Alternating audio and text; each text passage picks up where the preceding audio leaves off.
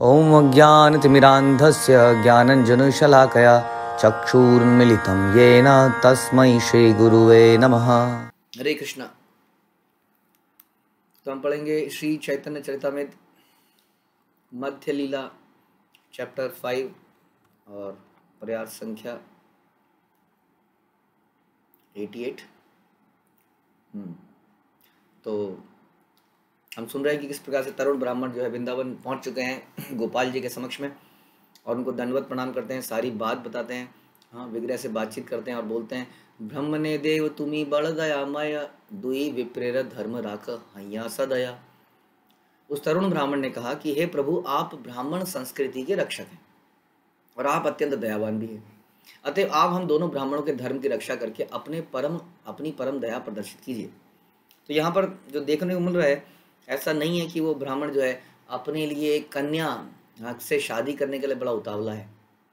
वो बड़ा चिंतित इस बात से हैं कि साक्षी हमने गोपाल जी को साक्षी रखा और ब्राह्मण ने कुछ वचन दिया, अब ये सारे के सारी व्यवस्था बेकार हो जाएगी, बड़े सारे इसमें अपराध हो जाएंगे, भगवान के सामने हमने जो प्रॉमिस किया हम उसको नहीं पूरा कर पाएंगे, झूठे हो जाएंगे, ये वृद्ध ब्राह्मण है ये झुठलाए जाएंगे। हाँ, तो इस प्रकार से पूरा है ना, ब्राह्मणों के जो उनका जो वचन है उसका अपमान होगा। फ्यूचर में सभी लोग इस बात के लिए कहेंगे, देखिए जी ब्राह्मणों का ऐसा कल्चर है कि जो भगवान के सामने प्रॉमिस करते हैं और पूरा नहीं करते हैं। अगर ब्राह्मण ही ऐसा करेंगे तो बाकी के लोग क्या करेंगे, हाँ, जो उनको फॉलो करेंगे। तो इस तरह से हम देखते हैं कि आजकल ये संस्कृति बिल्कुल ही समाप्त हो गई है। जैसे हम जानते हैं, हमारी खास तौर पे हमारी परंपरा ने इस बात को बड़ा स्थापित किया कि जन्म से कोई ब्राह्मण नहीं है, और जन्म से उसको ब्राह्मण के यहाँ यदि पैदा होता है उसको कुछ फेवरेबल सिचुएशंस मिल सकती हैं, वो भी अच्छा है, लेकिन उसके बाद उसको कर्म तो जरूर करना पड़ेगा। तो यदि आजकल के हमारे जो जात ब्राह्मण हैं वो धर्म का पालन नहीं करते, अपने वचनों का पालन नहीं करते, तो ब्राह्मण के पद से नीचे गिर जाते हैं। तो ये बड़े चिंतित थे तरुण ब्राह्मण उस बात से कि ऐसा एग्जाम्पल कहीं सेट ना हो जाए। तो इसलिए भगवान से प्रार्थना करते हैं कि आप दोनों हम दोनों की धर्म की रक्षा कीजिए और आप कुछ कीजिए, क्योंकि आप जो है खास तौर पे ब्राह्मण संस्कृति के रक्षक हैं, क्योंकि ब्राह्मण आपको रिप्रेजेंट करता है या वैष्णव आपको रिप्रेजेंट करता है, क्योंकि वो समाज का नेतृत्व करते हैं किसके आधार पर, आपके कहे गए वचनों के अनुसार, यानी कि भगवान के वचन जो हमें शास्त्रों में मिलते हैं। इसलिए वो ब्राह्मण जो है या वैष्णव कहिए, वो आपके रिप्रेजेंटेटिव हैं, इसलिए उनकी रक्षा, उनके वचनों की रक्षा बड़ी जरूरी है। इसलिए आप कुछ कीजिए भगवान। कन्या पाप मोरे मने इहा ना ही सुख, ब्राह्मण डेरा प्रतिज्ञा याया यही बड़ा दुख। हे प्रभु, मैं उस कन्या को पत्नी के रूप में पाकर सुखी बनने की बात नहीं सोच रहा हूँ, मैं तो ये सोच रहा हूँ कि उस ब्राह्मण ने अपना वचन तोड़ा है, यही बात मुझे अत्याधिक पीड़ा पहुंचा रही है। जैसा भी हमने डिस्कस किया कि उनको अपने निजी सुख की इतनी टेंशन नहीं है जितने की इस बात की वो ब्राह्मण का वचन टूटेगा, वो अपने पद से नीचे गिर जाएगा। तात्पर्य शिल प्रपात की जाए। उस तरुण ब्राह्मण का लक्ष्य विवाह द्वारा वृद्ध ब्राह्मण की कन्या प्राप्त करने और इंद्रिय भोग करने का नहीं था। वह तरुण ब्राह्मण इस कारण भगवान को साक्षी बनाने के उद्देश्य से वृंदावन नहीं गया था। उसकी एकमात्र चिंता यह थी कि कैसे उस ब्राह्मण के बात जो है, उसने जो वचन दिया है वो सच हो जाए। यदि इस घटना में गोपाल साक्षी नहीं बनते तो उस वृद्ध ब्राह्मण को अत्यधिक कलंक लगेगा। इसलिए वह तरुण ब्राह्मण विग्रह का संरक्षण और सहायता चाह रहा था। इस तरह में ब्राह्मण शुद्ध वैष्णव था और उसमें इंद्रिय तृप्ति की कोई इच्छा नहीं थी। शुद्ध कौन है? शुद्ध वो नहीं है जो दिन में 5 बार नहाता है, कई सारे मंत्रों का उच्चारण करता है। वास्तव में शुद्ध वो है जो क्या करता है, जिसके अंदर इंद्रिय तृप्ति की इच्छा नहीं है, वही व्यक्ति शुद्ध है, और कोई शुद्ध नहीं है। वह तो केवल पूर्ण पुरुषोत्तम भगवान तथा उस वैष्णव भगवत भक्त वृद्ध ब्राह्मण की सेवा करना चाहता है। ठीक है, तो बड़ा इंपॉर्टेंट है ये समझना कि इंद्रिय तृप्ति की इच्छा ही सबसे बड़ी समस्या है जिसके कारण हम इस संसार में हैं, और जब तक हम इस संसार में हैं तो और इंद्रिय तृप्ति की इच्छा करते हैं तब तक हम अशुद्ध हैं एक तरह से। तो इस व्यक्ति के अंदर ऐसी कोई इच्छा नहीं थी। एत जानी तुमी साक्षी देह दया माया, जानी साक्षी नाही दया तार पाप हया। उस तरुण ब्राह्मण ने आगे कहा, हे प्रभु, आप अत्यंत कृपालु हैं, सर्वज्ञ हैं, अतएव कृपया इस मामले में साक्षी बने। आइए, आप तो सही। उस वक्त जो व्यक्ति सही बातें जानते हुए भी साक्षी नहीं बनता, वह पाप कर्म का भोगी होता है। ये भगवान के बीच में और शुद्ध भक्त के बीच में एक रिश्ता देखने को मिल रहा है, बहुत ही प्रेम का रिश्ता। जैसे गोपियों के बीच में था, वो गोपियाँ भगवान को अक्सर डांट भी देती थी, यशोदा माई ने भगवान को बांध भी दिया था। लेकिन ये हमारे लिए बिल्कुल भी उचित नहीं है। जो व्यक्ति इंद्रिय तृप्ति से भरे हों, उसके लिए बिल्कुल भी उचित नहीं है कि भगवान को इस तरह से कंपेल कर सके किसी तरह से। हाँ, ये भगवान के शुद्ध भक्त ही हैं जो ऐसा कर सकते हैं। ठीक है, तो वो बोलते हैं कि आपके सामने प्रॉमिस लिया था, अब अगर आप उसको प्रूव करने नहीं आएंगे तो इसका मतलब आप भी पाप के भागी बनेंगे। आप कैसे पाप के भागी बन सकते हैं? आप तो धर्म के स्वयं रक्षक हैं। तो इसलिए आपको आना चाहिए। भक्त तथा भगवान के आपसी व्यवहार अत्यंत सरल होते हैं। तरुण ब्राह्मण ने भगवान से कहा, आप हर बात को जानने वाले हैं, किंतु यदि आप साक्षी नहीं बनेंगे तो आपको पाप लगेगा। किंतु ऐसे पाप कर्मों में भगवान के लिप्त होने की कोई संभावना नहीं, क्योंकि भगवान जो है प्रकृति के नियमों से परे है। पाप और पुण्य तो केवल इस प्रकृति में, मेटेरियल वर्ल्ड में पाप और पुण्य है। भगवान के धाम में कहाँ पाप और पुण्य? वहाँ तो शुद्ध आत्माएं रहती हैं। तो इसलिए, और भगवान ही सारे नियमों को बनाने वाले हैं, इसलिए भगवान को पाप नहीं लग सकता। जिस प्रकार सूर्य अगर गंदगी में भी पड़ता है तो सूर्य गंदा नहीं हो सकता, वो गंदी जगह स्वच्छ हो जाती है। इसी प्रकार से जब कुब्जा, मथुरा में कुब्जा भगवान से मिलना चाहती थी, उसने भगवान के लिए चंदन लेप बनाया था, बहुत सुगंधित। भगवान के शरीर पे उसको मला भी, कृष्ण बलराम के, और भगवान से वो संग चाहती थी, और इसलिए उसने भगवान को अपने घर में बुलाया। और ऐसे कहते हैं कि भगवान का स्पर्श पाते ही उसकी सारी इंद्रिय तृप्ति की इच्छाएं समाप्त हो गई और शुद्ध हो गई। और इसी तरह से मतलब गोपियों के अंदर अगर भगवान से मिलन की इच्छा थी भी, लेकिन भगवान को देखते ही, भगवान को के स्पर्श से वो एकदम शुद्ध थी, इसलिए उनके अंदर जरा सी भी काम वासनाएं नहीं थी। यदि आपके अंदर काम वासनाएं भी हैं भगवान के प्रति तो भी बेहतर है, संसार के प्रति ना हो, क्योंकि संसार के प्रति अगर ये भावना होगी तो ये और बढ़ती चली जाएगी, कभी तृप्त नहीं होगी। लेकिन जब भगवान के प्रति होगी तो भगवान ने सारी चीज़ों को शुद्ध कर देंगे। धन की इच्छा है ध्रुव महाराज की, तो धन की इच्छा समाप्त हो गई, काम वासना है वो समाप्त हो गई। किसी तरह से भगवान से अटैचमेंट हो जाए बस, किसी भी कारण से।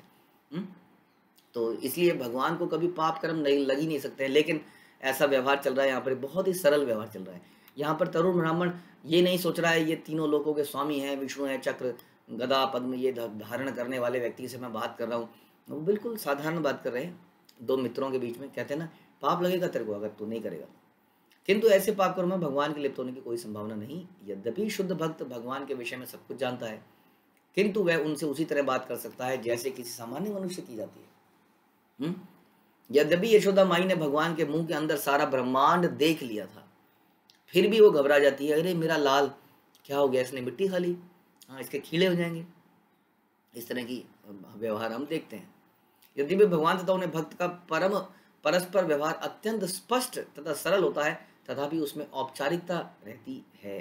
भगवान तथा भक्त के बीच संबंध होने के कारण ये सारी बातें संभव हैं। ठीक है, तो खैर हमने जैसे बताया केवल शुद्ध भक्तों के लिए ये आचरण है। आप घर में कहीं जाके बोलने लगे, खाता है कि नहीं खाता है, मैंने तेरे सामने थाली रख दी है, खाएगा कि नहीं खाएगा, नहीं खाएगा तो पाप लगेगा। ऐसे सहजिया बातें हमें नहीं करनी है। ठीक है, क्योंकि उससे पहले हमारे हृदय की सारी इंद्रिय तृप्ति की इच्छा समाप्त हो जानी चाहिए सारी। सवेरे उठने में हमें आनंद आना चाहिए, जप करने में आनंद आना चाहिए, भक्ति के हर प्रोसेस में एक्साइटमेंट होनी चाहिए। कोई अपनी पर्सनल निजी बेनिफिट के बारे में सोचना समाप्त हो जाना चाहिए, तब जाके कभी इसमें हम कर पाएंगे। इसलिए हमें ऐसा कोई सहजिया व्यवहार नहीं करना चाहिए इन कथाओं को सुन के। ठीक है, कृष्ण कहे विप्र तुमी यह स्वभवन, सभा करी मोरे तुमी करी स्मरण। कृष्ण ने उत्तर दिया। सुना आप लोगों ने ध्यान से क्या बोला हमने? कृष्ण ने उत्तर दिया, इसका मतलब गोपाल जी ने उत्तर दिया। तो विग्रह बोल पड़े, तरुण ब्राह्मण के इतने आग्रह से विग्रह बोल पड़े और उन्होंने उत्तर दिया, हे ब्राह्मण तुम अपने घर लौट जाओ और वहां सारे लोगों को बुलाकर एक सभा करो। उस सभा में तुम मेरा स्मरण मात करना। आविर्भाव हैया आमी ताहा साक्षी दिव, तबे दुही विप्रेर सत्य प्रतिज्ञा राखिब। मैं वहां निश्चित रूप से प्रकट होऊंगा और उस समय मैं दिए हुए वचन का साक्षी बनकर तुम दोनों के वचन की सम्मान करूंगा। तो भगवान ने कहा, देखो ऐसा है कि मेरा चलना तो पॉसिबल नहीं है तुम्हारे साथ साथ, लेकिन तुम वहां पे जाओ, सबको इकट्ठा करो और मेरा स्मरण करो। मैं वहीं पर किसी तरह से आकाशवाणी के थ्रू, वाणी के थ्रू कैसे भी करके आऊँगा और वहाँ पर वचन को प्रूव करूँगा कि यस ऐसा मेरे सामने ही सब कुछ हुआ था। तो ऐसा कर लो तुम। विप्रबले यदि हयो चतुर्भुज मूर्ति तबु तो मार वाक्य कारू नाह विप्री प्रतीति। तरुण ब्राह्मण ने उत्तर दिया, हे प्रभु, भले ही आप चतुर्भुज विष्णु रूप में क्यों ना प्रकट हो, तब भी उन लोगों में से कोई भी आपके वाक्यों पर विश्वास नहीं करेगा।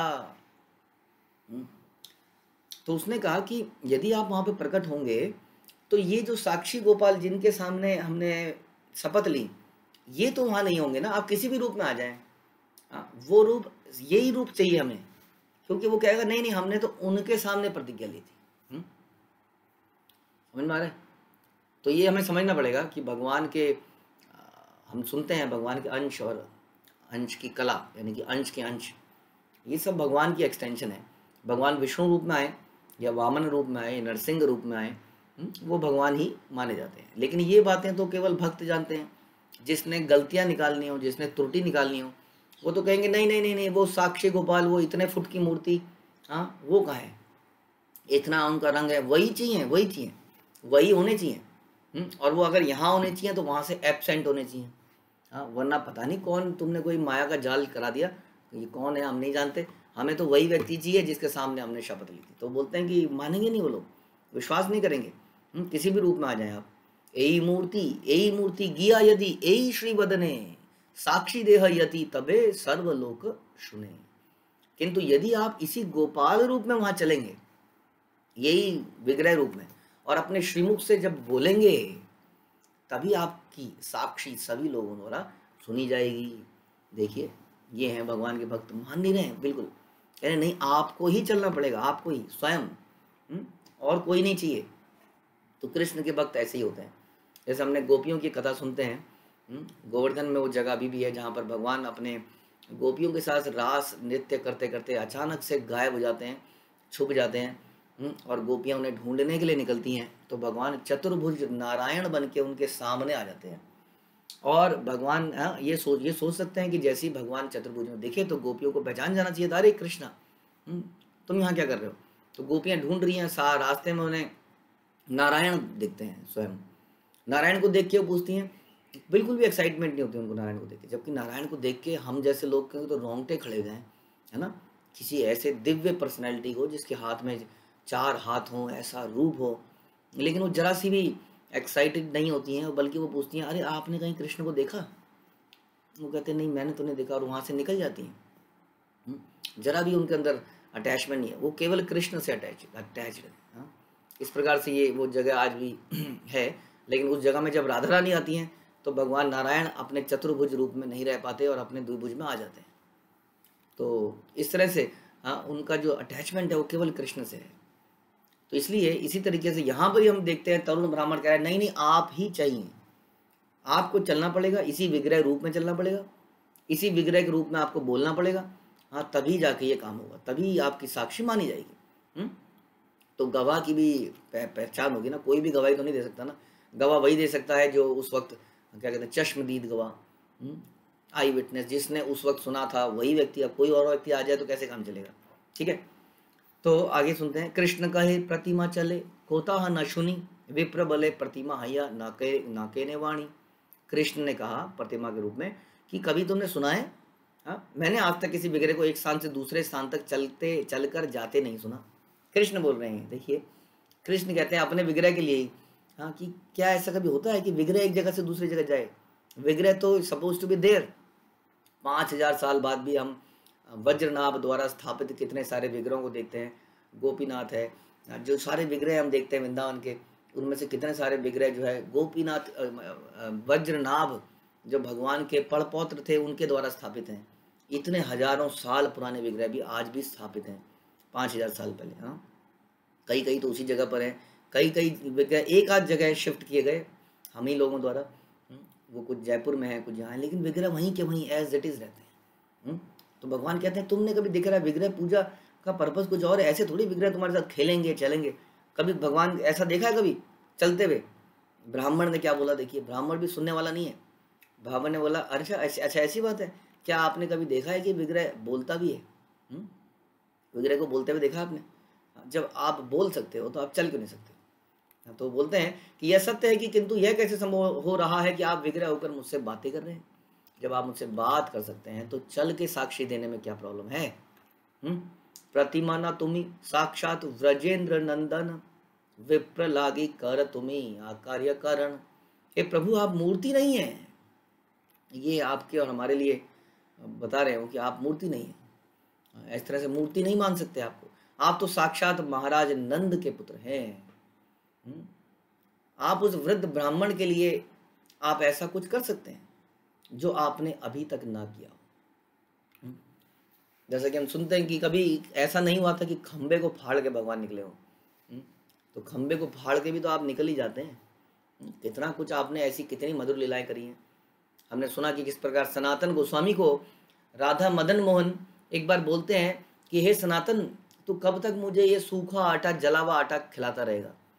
सनातन गोस्वामी क्या करते थे, आटा होता था उन पे, आटे का उसको गीला करके उसकी पिट्ठी सी बना के उसको आग में पकाते थे और भगवान के आगे रख देते थे। मतलब चपाती भी नहीं बनती थी उसकी, उस गोले को पकाया और भगवान के आगे रख दिया। अब भगवान कहते थे कब तक खिलाएगा, इसमें कम से कम इसमें नमक तो डाल दे। सनातन गोस्वामी के साथ बात करते हैं और सनातन गोस्वामी कहते हैं आपकी आज्ञा है, एक शास्त्रार्थ करो, ये सारे धर्म स्थलियों की स्थापना करो, ग्रंथ लिखो, ये करो। अब आप बताइए मैं ये करूँ या वो करूँ? आप ही मेरी प्रायोरिटी सेट कीजिए भगवान। कैसे करूँगा मैं? ऐसी कई लीलाएं हम देखते हैं भगवान जो है विग्रह करते हैं। बहुत सारी लीलाएं। रघुनंदन के लिए आपने सुना था, मुकुंद के बेटे रघुनंदन के लिए भगवान लड्डू खा जाते हैं। वो रोता है भगवान के आगे भोग लगाते, हे भगवान, ये लड्डू रख रहा हूँ। भगवान, मेरे पिताजी ने कहा था कि भगवान को भोग लगाना, अच्छे से खिला देना, तुम्हें खाना पड़ेगा, नहीं तो पिताजी पूछेंगे आगे। रघुनंदन की बात सुन के भगवान वास्तव में उस विग्रह से निकल के वो लड्डू खा जाते हैं। और बाद में उनके पिताजी घर में आते हैं, कहते हैं रघुनंदन जरा प्रसाद तो लाओ जो तुमने भोग लगाया था। आप और हम क्या करते हैं, भगवान को भोग लगाते हैं, हम बड़े निश्चिंत होते हैं क्या कि खाना वहाँ मिलेगा। ऐसा नहीं है कि भगवान खा जाएंगे। कई बार कोई गेस्ट घर में आता है तो कई लोग बड़े विचलित हो जाते हैं कि नहीं, ये सारा खाना खा गया तो हम क्या खाएंगे, थोड़ा अपने पति के लिए, थोड़ा किसके लिए, अपने लिए बचा के रख लेती हूँ, ये तो सारा खा जाएगा। इसलिए थोड़ा सा बचा के रख लेते हैं। हमने सुना था ना अभी कुछ दिन पहले कि जो व्यक्ति गेस्ट को खिलाता नहीं है ढंग से, वो नरक में, इस वाले नरक में जाता है। तो हमारे अंदर थोड़ी कॉन्फिडेंस है कि हम खिलाएंगे तो ख़त्म नहीं होगा, लेकिन रघुनंदन ने खिलाया तो ख़त्म हो गया। अब उसके पिताजी मानते हैं प्रसाद लाओ, तो कहता है प्रसाद लाओ, तो आपने तो कहा था भगवान को खिला देना। तो कहता हाँ तो खिला देना, तो आप प्रसाद तो लाओ ना, वो तो खा गए, लाऊं कहाँ से? तो उसको समझ में नहीं आया। उसके पिताजी ने सोचा जरूर दुष्ट है। जैसे आपका बच्चा अगर आपसे कहे कि हाँ, आपने बोला वो मैंगो शेक भोग लगा दे, और थोड़ी देर में बोले मैंगो शेक प्रसाद लाओ, बच्चा बोले वो तो भगवान पी गए। तो आप अपने बच्चे को दो चार झापट मार सकते हो कि अभी तेरे को बताता हूँ, झूठे कहेंगे, खुद पी गया, कहता भगवान पी गए। तो रघुनंदन को उन्हें ट्रस्ट नहीं होता, कहता कि कैसे, कहता दोबारा से भोग लगा, दोबारा से खा जाते हैं। वो खुद उसके बाद रघुनंदन का भोग लगाते हुए उनके पिताजी छुप के देखते हैं और देखते हैं भगवान वास्तव में आते हैं और खा जाते हैं। ये देख के मुकुंद जो है अपने बच्चे के आगे ना प्रणाम कर लेते हैं एकदम से, तू जो है मेरे से बड़ा भक्त है, मैं तेरे को पहचान ही नहीं पाया कभी। रघुनंदन आचार्य बने वो बाद में। तो इस तरह से भगवान जो है भक्तों के साथ बहुत सारी ऐसी लीलाएं करते हैं। यूँ राधा मदन मोहन के बारे में हम और सुनते हैं कि सनातन गोस्वामी से आने से पहले वो कोई चौबे नाम के ब्राह्मण के पास थे वृंदावन में, और उनकी घर में क्या हाल था कि उनका बच्चा भगवान के साथ नित्य खेलता था। हाँ, और वो उनको भगवान को ही बच्चा अपना मानती थी कि मेरे दो बच्चे हैं। और वो क्या करती थी, भक्ति का भाव उनका ऐसा था कि सवेरे सवेरे उनको भूख लगती थी भगवान को, उनको खिलाने के लिए सवेरे सवेरे खीर वगैरह बनाती थी और बहुत अर्ली बनाती थी। उसी वक्त दातून कर रही होती थी और दातून के उल्टी तरफ से खीर को हिला देती थी और भगवान को खिलाती थी। तो इस प्रकार का भाव जो है ये ब्रजवासियों में या बहुत ही शुद्ध भक्तों में, हमें इसकी कॉपी कभी भी नहीं करनी चाहिए जैसा जो इस वक्त यहाँ पे प्रसंग चल रहा है। लेकिन इससे हमें ये समझ में आना चाहिए कैसे भगवान शुद्ध भक्तों के साथ लेन देन करते हैं। इवन भगवान के विग्रह भी करते हैं। जो लोग अभी इन लीलाओं से अनभिज्ञ नहीं है, वो इन बातों को नहीं समझ सकते, इसलिए वो कहते हैं नहीं ये विग्रह पूजा तो गलत है। आपके घर में कई बार किसी बाप के प्रिय व्यक्ति की फोटो लगी होती है, हम लोग उस फोटो से भी कई बार बात करते हैं, ऐसा लगता है कि हम उस व्यक्ति से ही बात कर रहे हैं, है कि नहीं? जैसे हमने कुछ दिन पहले तो, क्या आप अपने दादाजी की फोटो पे पाँव रखना पसंद करेंगे? दादाजी चले गए, ये फोटो तो केवल कांच है, एक कागज है। लेकिन नहीं, जब हम ऐसा करते हैं तो साक्षात ऐसा लगता है कि उनका आदेश प्राप्त हो रहा है, उनके वचन हमें याद आते हैं। तो फिर भगवान का क्या कहना। तो इस तरह से यहाँ पर विग्रह को बोलते हैं कि आप मूर्ति नहीं, आप तो साक्षात महाराज नंद के पुत्र हैं। आप उस वृद्ध ब्राह्मण के लिए ऐसा कुछ कर सकते हैं जो आपने कभी नहीं किया हो। हंसिया गोपाल कहे सुनह ब्राह्मण तुम्हारे पाछे पाछे आमी करीब गमन। अब भगवान हार मान लेते हैं, कहते हैं इससे बहस में नहीं जीत सकते। ये तरुण ब्राह्मण बड़ा चतुर है, हाँ मेरा बहुत प्रिय भक्त है। तो भगवान बोलते हैं, गोपाल जी ने मुस्कुराते हुए कहा, हे प्रिय ब्राह्मण मेरी बात सुनो, मैं तुम्हारे पीछे पीछे चलूंगा और इस तरह तुम्हारे साथ चलूंगा। चलो ठीक है, तुम्हारी बात मानी मैंने, अब मैं तुम्हारे साथ चलूंगा, चलने के लिए राजी हूँ, लेकिन तुम आगे आगे चलोगे और मैं पीछे पीछे चलूंगा, ये शर्त है। तात्पर्य, भगवान कृष्ण तथा इस ब्राह्मण के बीच हुई बातचीत इसका प्रमाण है कि भगवान की अर्चा मूर्ति भौतिक नहीं है। कोई पंच तत्व, कोई मैटर नहीं है, मेटल नहीं है, पत्थर नहीं है, लकड़ी नहीं है, क्योंकि भगवत गीता के अनुसार जिन तत्वों से मूर्ति बनी है वह भगवान से पृथक होकर भी भगवान की शक्ति के अंश है। पहली बात तो यही कि जो भी लकड़ी है, पत्थर है, जो भी है, वो जो तत्व है वो भी भगवान की शक्ति है। पहली बात तो यही होगी, क्योंकि सारे तत्व भगवान की शक्ति हैं और चूंकि शक्ति तथा शक्तिमान में कोई अंतर नहीं है, अतः भगवान किसी भी तत्व के द्वारा प्रकट हो सकते हैं। जिस प्रकार सूर्य अपने प्रकाश द्वारा प्रकट होकर सर्वत्र प्रकाश और ऊष्मा वितरित करता है, उसी प्रकार कृष्ण अपनी अचिंत्य शक्ति के द्वारा किसी भी भौतिक तत्व से, पत्थर हो, काष्ठ हो, पेंट, सोना, चांदी, रत्न आदि रूप में प्रकट हो सकते हैं, यानी कि फोटो में भी प्रकट हो सकते हैं, क्योंकि सारे भौतिक तत्व उनकी शक्ति है। शास्त्र चेतावनी देते हैं, अर्च्य विष्णु शीलाधि ना रखी सा। मंदिर में स्थापित अर्च्य विग्रह को कभी भी पत्थर, काष्ठ या अन्य कोई भौतिक तत्व नहीं मानना चाहिए। वह तरुण ब्राह्मण भक्ति में उन्नत होने के कारण जानता था कि यद्यपि गोपाल विग्रह पत्थर के लगते हैं किंतु वास्तव में पत्थर नहीं है, वह नंद महाराज के पुत्र साक्षात वजेंद्र नंदन है। फलस्वरूप अर्च्य विग्रह कृष्ण के आदि रूप की ही तरह कार्य कर सकता है। भगवान कृष्ण तरुण ब्राह्मण के अर्च्य विग्रह के विषय में ज्ञान की परीक्षा करने के निमित्त बातें कर रहे थे। वो जानबूझ के कह रहे थे, क्या कभी विग्रह को चलते हुए देखा है? दूसरे शब्दों में, जिन लोगों ने कृष्ण विज्ञान, कृष्ण के नाम, रूप, गुण आदि को समझ लिया है, वे विग्रह से बातें भी कर सकते हैं, किंतु सामान्य व्यक्ति के लिए अर्चा विग्रह पत्थर, काष्ठ या किसी अन्य पदार्थ से बना प्रतीत होता है। इसका उच्चतर अर्थ यह हुआ कि सारे भौतिक तत्व अंततोगत्वा सर्वोपरि दिव्य पुरुष से ही उद्भूत हैं। अतः वास्तव में कुछ भी भौतिक नहीं है। जो हम संसार में कहते हैं ये भौतिक है, वास्तव में भगवान की सारी शक्ति है। अंतरंगा बहिरंगा दोनों ही भगवान की शक्ति है। इस प्रकार दोनों ही स्पिरिचुअल हो गए, क्योंकि भगवान से कुछ नॉन स्पिरिचुअल कैसे निकल सकता है ना? यानी कि सभी कुछ आध्यात्मिक है। हर वो वस्तु भौतिक है जो हम अपने सुख के लिए यूज करते हैं। जब हम हर उस वस्तु को भगवान के लिए यूज कर लेते हैं, जैसे कि black money and white money. आपने कभी काली कलर के नोट देखे हैं? काले कलर के नोट नहीं देखे? फिर नोट को काला धन क्यों कहते हैं, ब्लैक मनी क्यों कहते हैं? 2 नंबर 1 नंबर आपने देखा है नोटों पे 2 नंबर लिखा हुआ? 2 नंबर देखा है? 2 का नोट तो वैसे ही नहीं आता, लेकिन फिर भी कहते हैं 2 नंबर के पैसे। क्यों? केवल उसके यूसेज से, कैसे उसको इस्तेमाल किया जा रहा है उसके हिसाब से वो 1 नंबर या 2 नंबर या ब्लैक मनी या वाइट मनी हो जाता है ना? धन तो धन ही है। उसी तरह से प्रकृति की जो सारी चीज़ें हैं वो या तो आध्यात्मिक होती है या भौतिक कहलाती है, डिपेंडिंग कि हम उसको कैसे यूज़ करते हैं। यदि हर वस्तु को हम भगवान की सेवा के लिए यूज़ करें तो हर वस्तु आध्यात्मिक है। कोई वस्तु आपको रुकावट बन ही नहीं सकती है आपकी भक्ति में। आपके परिवार, आपकी पत्नी, आपके पिता रुकावट नहीं बन सकते हैं। रुकावट इसलिए बन रहे हैं क्योंकि हम उनको भौतिक तत्व मान रहे हैं।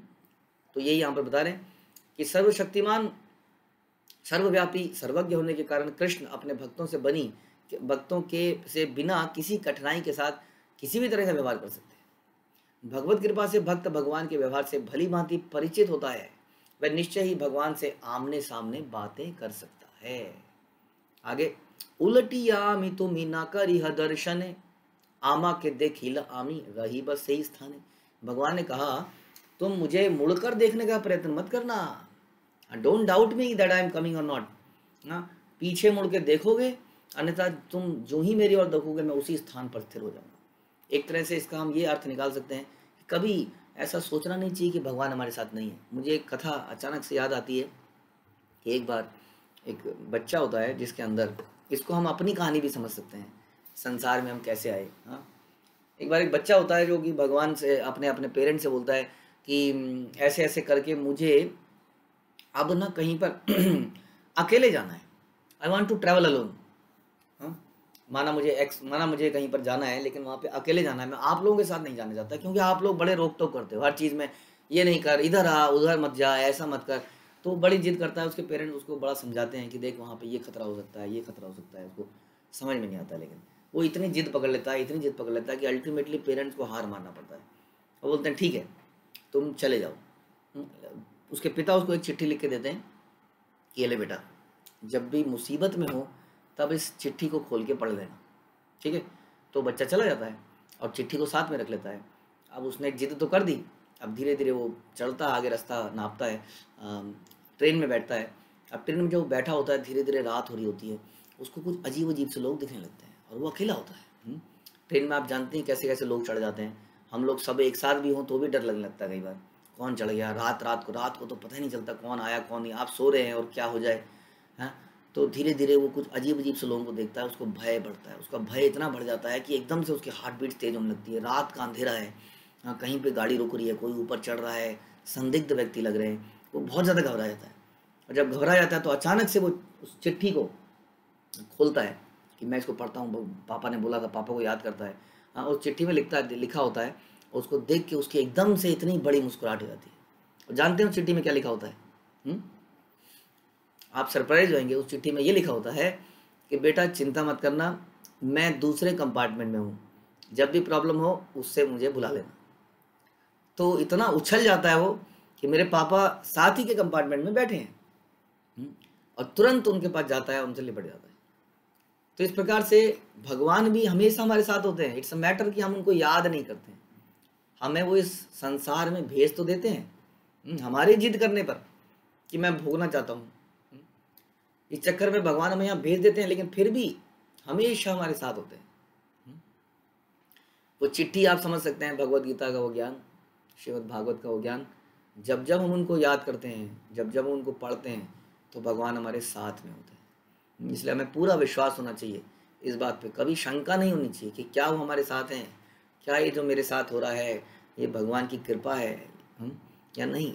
वास्तव में हमारे साथ जो भी हो रहा है, अच्छा हो रहा है या बुरा हो रहा है, यदि हम उसको भगवान की कृपा समझेंगे तो आप देखेंगे हमेशा भगवान हमारे साथ ही हैं। चाहे हमारे कष्टों में, हमारे जीवन में बहुत बड़ा दुख आ जाए, तो भी भगवान हमारे साथ ही हैं, जैसे उस बालक के साथ में ही थे, जस्ट कि उसको उसकी उसकी रियलाइजेशन नहीं थी कि वो दूसरे डब्बे में खुद ही बैठे हुए हैं। तो इस तरह से भगवान ने कहा मुड़ के देखने का प्रयत्न मत करना, मैं पीछे पीछे आ रहा हूँ, जैसे ही तुम पलटे हाँ वैसे ही मैं वहीं पर रुक जाऊँगा और वहीं पर स्थिर हो जाऊँगा, फिर रह जाएगी तुम्हारी गवाही वगैरह। तो नुपुरेरा ध्वनि मात्र आमार सुनिबा, से ही शब्द आमार गमन प्रतीति करीब। तुम मेरे नुपुर की ध्वनि से जानोगे कि मैं तुम्हारे पीछे पीछे चल रहा हूँ। ठीक है, भगवान इंडिकेशन भी देते हैं, कैसे पता चलेगा कि भगवान हैं? पता चलेगा कैसे? भक्तों के माध्यम से। जब भक्त हमें इतना प्रेम देंगे, भक्त हमारी सेवा करेंगे, जब नाम जपने में एक्साइटमेंट आएगी, कभी कभी रोना आ जाएगा भगवान की कथा सुनने में, भगवान की स्टोरी सुनने में, चैतन्य चरिता में सुनने में, जब कभी आंखों से आंसू निकलेंगे, हाँ तब समझ लीजिए भगवान हैं। वही इंडिकेशंस होंगे। जब विग्रह देख के कभी रोना आएगा, एक्साइटमेंट होगी, जब उनके दर्शन करके कभी कभी ऐसा होगा, हाँ इसका मतलब हैं मेरे आसपास ही हैं। कई सारी ऐसी अनुभूतियाँ होती हैं। गॉड, भगवान को रियलाइज़ करने का बड़ा कोई वो नहीं है, बहुत आसानी से रियलाइज़ करा जा सकता है कि भगवान हमारे आसपास हैं। कई ऐसी घटनाएं हमारे जीवन में होती है जिससे बड़े आसानी से लगाया जा सकता है कि yes Krishna is there, is fulfilling all our desires, is so merciful. लेकिन हमारे कठोर हृदय से हम उसको नहीं पहचान पाते। कहते तुम मेरे नुपुर की ध्वनि से जानोगे कि मैं तुम्हारे पीछे पीछे चल रहा हूँ। एक सेर अन्न रांधी करी ह समर्पण, ताहा खाया तोमार संगे करी बगमन। प्रतिदिन 1 किलो चावल पकाकर मुझे अर्पित करना। समझ में आया? 1 किलो खा जाऊंगा मैं सब, मैं उसी चावल को खाऊंगा और तुम्हारे पीछे पीछे चलूंगा। अब वृंदावन से विद्यानगर जाना है, आप जा नहीं सकते हैं। अगर हम ट्रेन से भी उड़ीसा में जाते हैं तो ट्रेन में भी मेरे को लगता है 8-10 घंटे तो लगते ही हैं, 12 घंटे। अब सोचिए कोई व्यक्ति अगर पैदल जाएगा तो कितना समय लगेगा उसको। तो वो कहते हैं कि मैं चलूँगा तो कई दिन लगेंगे, तो बीच बीच में खाने का समय भी आएगा, तो मुझे 1 किलो चावल पकाकर खाना, मुझे अर्पित करना। ये वही भगवान है जो सारे खेतों में चावल उगाते हैं। आप सोच सकते हैं कि आम फसल को अगर पानी में डुबो दिया जाए तो फसल सड़ जाती है, लेकिन वही चावल पानी में डूबा रहता है, वो धान, हाँ, और वो धान से चावल निकल आता है। कैसे भगवान उस पानी के नीचे कर क्या रहे हैं, कोई जानता है? उस पानी के नीचे कैमरे लगाने चाहिए कि कैसे भगवान उसके अंदर चावल बना कैसे रहे हैं, आखिर कर क्या रहे हैं। पानी में डूबा रहता है धान और एकदम से उसके ऊपर से चावल निकल आता है।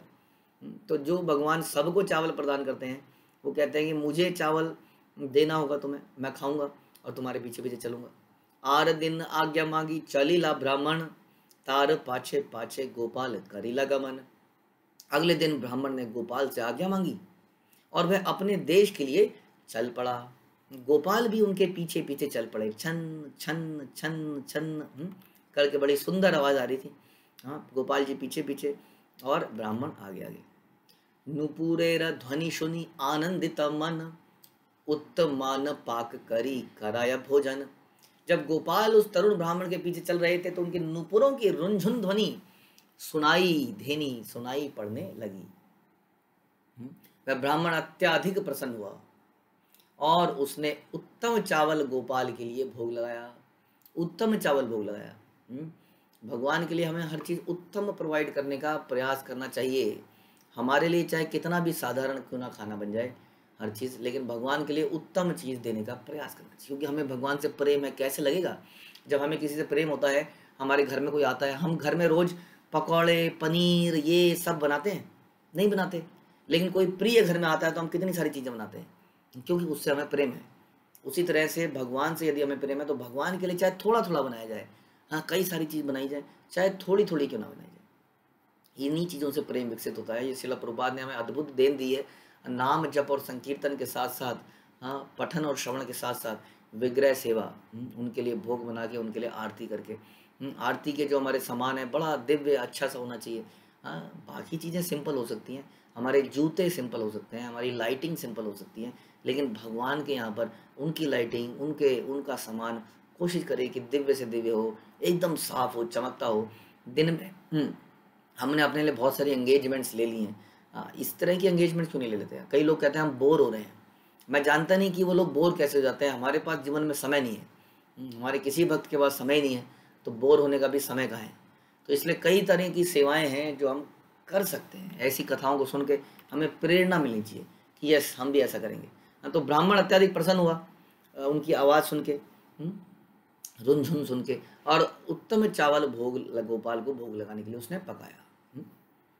एई मते चली विप्र निज देश आइला, ग्रामेर निकट आसी माने ते चिंतिला। इस प्रकार यह तरुण ब्राह्मण चलता रहा जब तक कि वह अपने देश में नहीं पहुंच गया। जब वह अपने गांव के निकट पहुंचा तो सोचने लगा, एबे मुई ग्रामे आईनु याई मु भवन, लोकेरा कही बगिया साक्षी आगमन। अब मैं अपने गांव पहुंच चुका हूं, अपने घर जाकर सभी लोगों को बतलाऊंगा कि साक्षी आ गया है, गवाह आ गया है, मैं गवाह को साथ में लेके आ गया। गवाह भाग भी जाते हैं। कई बार जो जो चोरी के, जो रिश्वत खाए हुए गवाह होते हैं वो भाग जाते हैं। ऐसा हमने देखा कई बार, रिश्वत खाया हुआ गवाह एक बार आया और अगली बार गायब भी हो गया। तो गवाह को पकड़ के लाना आजकल के समाज में बड़ा दिक्कत वाला काम है। गवाह बदल जाते हैं, उनको पैसे खिला दिए जाते हैं, मुकर जाते हैं। ऐसा आप सुनते होंगे अक्सर कि जो एकमात्र आई विटनेस था वो भी मुकर गया। तो यहाँ पर अब गोपाल जी को ले आया है, किस तरह से पकड़ के ले आया है, साक्षी आ गया है, तो मैं गाँव वालों को जाके बताता हूँ, तुरंत ले आता हूँ यहाँ पर, इससे पहले कि कुछ और हो जाए। साक्षात ना देखीला मने प्रतीति ना हाया, यहाँ यदि रहे न तबु ना ही किछु भया। उस ब्राह्मण ने सोचा कि यदि गांव वाले गोपाल वगैरह का प्रत्यक्ष दर्शन नहीं करेंगे तो उन्हें विश्वास नहीं होगा कि गोपाल आ गए हैं। उसने सोचा किंतु यदि गोपाल यहीं पर रह जाएं तो भी डर की कोई बात नहीं है। अभी तक वो थोड़ा डरा हुआ भी होता, गलती से उसका मुंह पीछे को हो गया तो झुन छुन छुन छुन थोड़ी सी कम हो गई, थोड़ी सी ज़्यादा हो जाती है। कभी आदमी थोड़ा पीछे रह गया, कभी थोड़ा आगे चला गया, तो एक बार से ऐसे देखते हैं ना, पीछे चलते हैं, यात्राओं में चलते हैं तो पीछे देखते हैं आ रहा है कि नहीं आ रहा है। हमें पता है पीछे आ रहा है, फिर भी गर्दन बार बार पीछे मुड़ती है। तो गर्दन गलती से भी मुड़ गई तो गोपाल जी ने वहीं रुक जाना है। बड़ी टेंशन थी, गर्दन को कैसे सामने ही रखना है, इतनी सुंदर विग्रह हैं पीछे आ रहे हैं लेकिन देख नहीं सकते हैं। हाँ? लेकिन अब थोड़ा निश्चित हो गया, अब मैं अपने गांव में आ गया हूँ, गांव के बॉर्डर में आ गया हूँ। अब अगर ये यहीं भी रुक जाएं तो कोई टेंशन नहीं है, क्योंकि गांव वाले यहाँ पे आके देख लेंगे। तो उसने कहा कोई डर की बात नहीं है। इत भावी सही विप्र फिरी चाहिला हंसिया गोपाल देव तथा हीरा हिला। यह सोचकर वह देखने के लिए पीछे मुड़ा कि पूर्ण पुरुषोत्तम भगवान कि अब देख तो लूं, क्योंकि मैं अब गांव वालों को जाने बताने जा रहा हूँ। देखिए गांव वालों के सामने जाएगा कि अगर भगवान आ गए और पता लगा मैं भगवान ही नहीं है, तो फाइनली जाने से पहले मुझे देख लेना चाहिए कि भगवान यहीं पर पहुंचे हुए हैं कि नहीं। अब मैं जा रहा हूँ। तो इसने एक बार पीछे मुड़ के देखा, ये सोचते हुए कि अब खतरा है कि वो रुक भी जाएंगे। तो उसने कहा कोई बात नहीं, ये रिस्क तो मैं ले लेता हूँ। तो उसने पीछे मुड़ के देखा।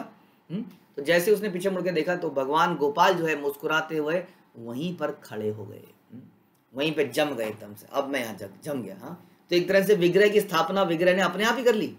हम मंदिरों में विग्रह को लेके आते हैं, उनकी स्थापना करते हैं, प्राण प्रतिष्ठा करते हैं।